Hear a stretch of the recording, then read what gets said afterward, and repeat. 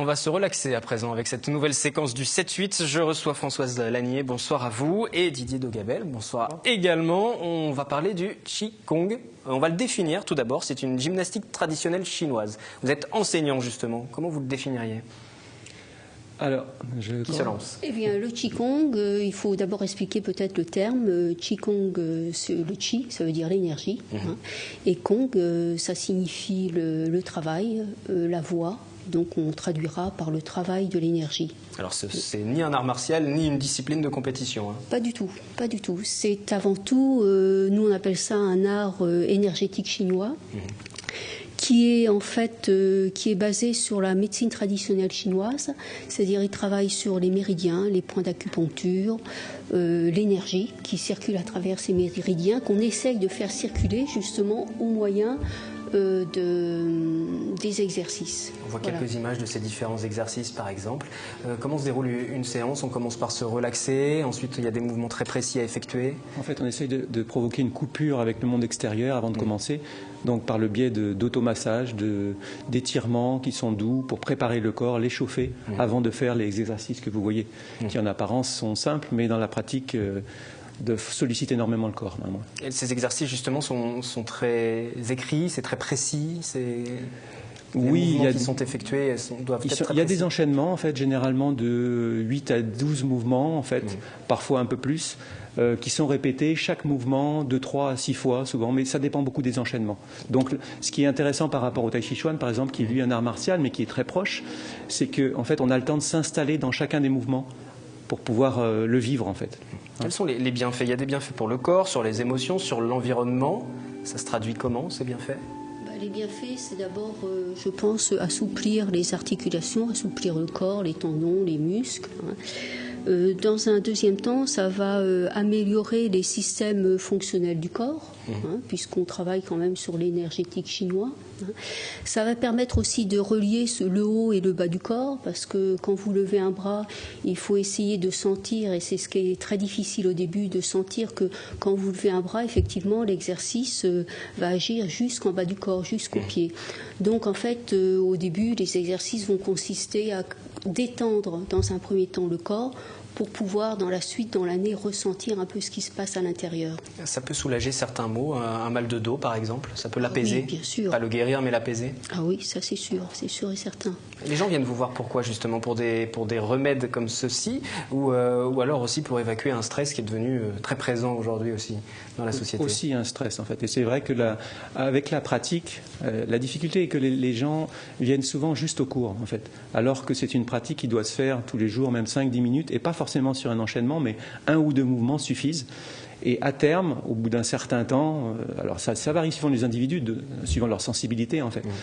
Au fur et à mesure, ils vont prendre une distance par rapport au quotidien, par rapport aux agressions qu'on peut avoir. Donc c'est vraiment, pour moi, c'est un véritable outil anti-stress et qui m'a profondément changé au fil des années. Vous y êtes venu comment, vous par exemple ? J'étais toujours attiré j'ai vu comme vous, comme d'autres personnes, des reportages, et j'étais attiré par ces disciplines-là. Et un jour, ça a mis du temps à venir en fait en Europe. Et moi, j'ai commencé il y a 10 ans, autour de 10 ans.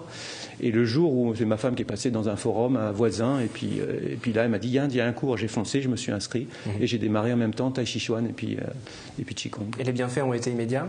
Non, c'est pas. Au début, disons qu'il faut vraiment être en soi, écouter tout ce qui peut se passer au niveau de son corps dans la pratique des mouvements. Et au début, on est des Occidentaux, on regarde qu'est-ce qu'il fait celui-là, est-ce que je fais comme ça, est-ce que je fais bien, etc. On est trop dans la tête en fait, dans le petit vélo qui tourne sans arrêt. Et ça, le but, c'est justement de l'arrêter et d'être vraiment dans l'expression du mouvement. Vous avez commencé de quelle manière ? Alors moi, j'ai commencé parce que j'avais des problèmes au lombaire. Donc je me suis tournée vers cette pratique parce que j'étais attirée, c'est vrai, déjà par la médecine chinoise. Je voulais savoir un peu ce qu'était cette médecine. Je voulais un peu en avoir des descriptions un peu plus concrètes. Et donc j'ai suivi un enseignement pendant 3 ans. Donc au départ, j'y allais pas du tout pour enseigner en fait. C'est après, je me suis dit pourquoi pas, puisque moi ça m'a apporté un bien-être assez, je dirais pas assez immédiat, mais bon aussi parce que quand on fait des exercices de Qigong, qu'on les connaît, le bien-être se fait dans les 5 minutes qui viennent, hein, surtout pour les maux de dos ou d'épaule ou du cou. Hein. Donc c'est quand même c'est quand même important et c'est intéressant en même temps. Alors si le Qigong justement vous intrigue, si vous voulez en savoir plus, il y aura ces des journées nationales, 19e journée du 3 au 9 juin, l'occasion de s'essayer à cette discipline. Vous allez y participer justement, vous avec l'amicale vietnamienne de Saint-Quentin où vous dispensez vos cours. Ça va se traduire de quelle manière ? Il y aura des cours gratuits, des accès gratuits. Ça sera complètement ouvert à qui veut venir. Il n'y a pas besoin de s'inscrire. Il faut juste se renseigner éventuellement. Je ne sais pas si vous allez communiquer les jours et les heures. Allez-y justement, c'est l'occasion. Je ne les connais pas par cœur. Le mardi, en fait, de toute façon, à 19h30. De 19h30 à 21h, en fait, à l'école Éric Satie, en fait. Le jeudi, c'est la salle... c'est de 20h à 21h30, salle Gauguin. Et le dimanche, le 9 juin, ça se passera, on espère qu'il fera beau. On fera ça à l'extérieur, dans le parc Paul Fort. Le square Paul Fort. Et ça change quelque chose de pratiquer justement le Qigong en extérieur ? Les ressentis sont complètement différents. C'est une discipline qui se pratique plutôt dans la nature. Donc nous, avec nos températures, l'hiver, surtout celui-là qui dure...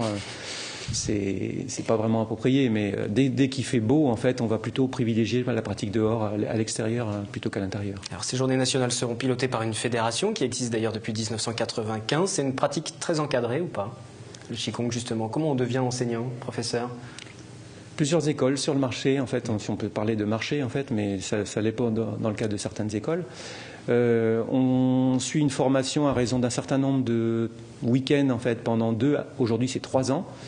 Avec des stages, et à la fin, on est diplômé de l'école qui est reconnue de la fédération. Ça ne permet pas d'enseigner, ça permet d'enseigner de façon non rémunérée. Si vous voulez être rémunéré, il faut passer à côté de ça un diplôme d'État qui va vous permettre d'exercer cette discipline. Vous êtes enseignant à quel titre? Vous avez suivi cette formation Oui, dans l'école du Kimetao pour ma part, et puis... Moi, c'est à l'Institut européen de Qigong dans le sud de la France. Est-ce qu'il faut régulièrement aussi... pas se mettre à jour, mais suivre. Est-ce qu'il y a une évolution? Est-ce que la pratique est la même depuis le début, depuis l'origine, ou est-ce qu'il faut évoluer aussi? On évolue par la pratique, justement. Hein. C'est l'expérience, le temps qui fait beaucoup pour sentir justement l'énergie, hein, et pour justement pouvoir transmettre. Parce qu'on ne peut pas transmettre cet art si intérieurement, nous-mêmes, on ne ressent rien. Hein. Donc il y a la fédération qui nous chapeaute, hein, et on fait des stages, ils nous organisent des stages pour nous recycler régulièrement. On apprend aussi beaucoup des élèves, parce qu'en fait, par rapport à leurs difficultés, on est obligé de revoir notre pédagogie assez régulièrement, et ça, c'est très, très formateur. Et l'échange est aussi important dans le cadre il est aussi important que la formation. La formation, déjà, il faut des années pour la digérer, parce que c'est très, très intense, en fait, même si c'est des week-ends. On nous apprend des formes, et des formes qui sont... Des formes, c'est des enchaînements, en fait, qu'on appelle en Qigong. Et après, il faut vraiment le temps pour assimiler chaque forme, il faut un temps. Et ensuite, pour l'enseigner, c'est encore autre chose, quoi. Merci à tous les deux. On redonne les dates de ces journées nationales du 3 au 9 juin. L'amicale vietnamienne de Saint-Quentin y participe. Les cours seront en accès gratuit sur les jours que vous avez mentionnés, mardi, jeudi et dimanche. Les renseignements, bien sûr, auprès de l'association. Merci à vous. Pour ceux qui veulent en savoir un petit peu plus, et avant de poursuivre ce 7-8, justement, je vous propose de regarder ce reportage. Il est signé de Julie Rocha-Soares et d'Anthony Reich, un reportage réalisé sur l'un de vos cours.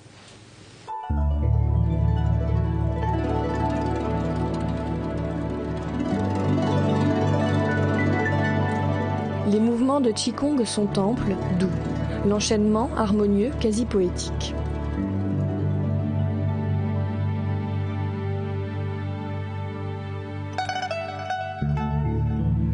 Cette gymnastique traditionnelle chinoise associe gestuelle lente et posture physique, respiration et travail du souffle, concentration et conscience corporelle.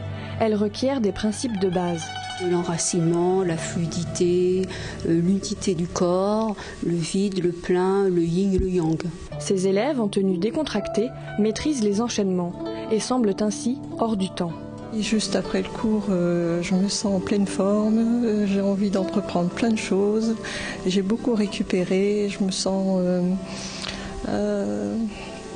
très en accord avec ce qui m'entoure aussi. Quand j'en ai besoin, je le pratique à la maison ou dans la nature, et en fait ça devient une hygiène de vie en fait, et un bonheur. Les visages comme les corps apparaissent détendus, paisibles. Cette discipline ancestrale plaît même pour ses bienfaits sur certains maux. Beaucoup de rigidité, beaucoup de problèmes de liaison entre les différentes parties du corps, beaucoup de problèmes rhumatismaux. On a la surprise de voir des personnes arriver finalement très handicapées et en quelques séances, on les voit réussir des exercices dont on se demande si ce sont vraiment les mêmes personnes qu'on avait vues quelques semaines auparavant. Les journées nationales du Qigong se déroulent du 3 au 9 juin, l'occasion de s'essayer à cette discipline lors d'ateliers découvertes gratuits.